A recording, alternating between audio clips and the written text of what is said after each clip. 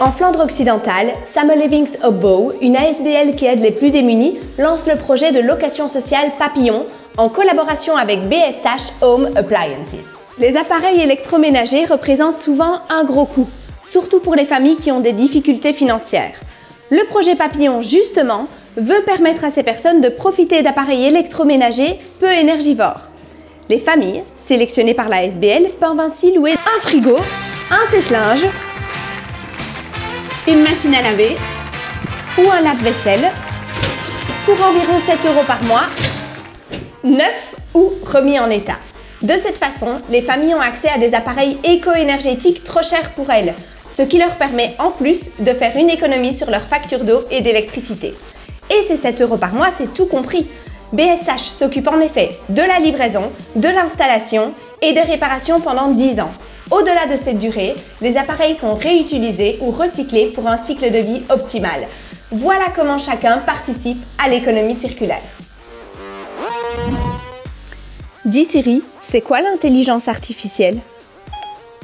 Voici ce que j'ai trouvé. Bon, c'est une façon d'en savoir plus sur l'IA. Mais si vous avez vraiment envie de comprendre ce que c'est, je vous conseille le nouveau cours en ligne créé par Agoria.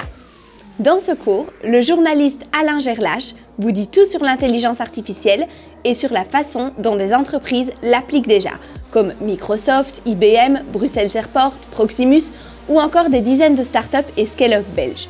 Vous découvrirez à quel point l'IA peut être intéressante pour votre entreprise ou tout simplement pour vous-même.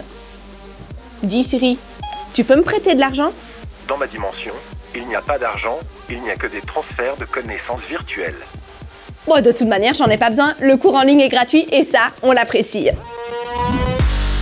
Passer une soirée devant un poêle à bois ou un feu ouvert, oh, c'est tellement agréable. Malheureusement, les vieux poêles consomment beaucoup de bois et délivrent peu de chaleur. Et franchement, regarder un feu sur un écran, c'est pas vraiment la même chose.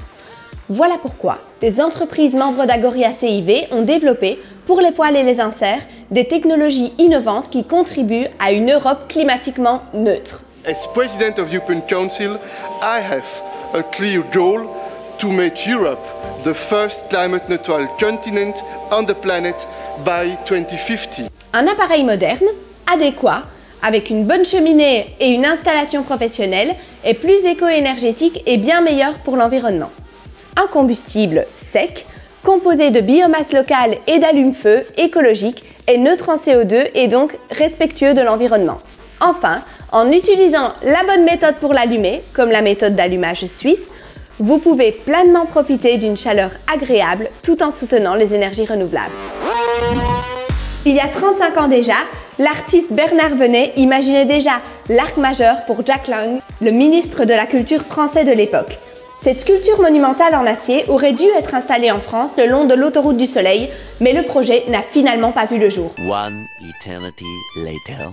Jusqu'à ce que Bernard Serin, président du groupe John Cockerill, décide de relancer le projet en Belgique.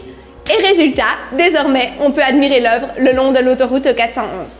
Une véritable œuvre d'art et pas n'importe laquelle. L'ouvrage, qui fait 60 mètres de haut et pèse 180 tonnes, est une prouesse technologique. Sa conception et son installation ont exigé la collaboration unique d'un grand nombre de partenaires techniques. Car le gigantesque arc majeur doit non seulement être capable de supporter son propre poids, mais également de résister au vent et aux tempêtes, ainsi qu'à la fatigue du métal.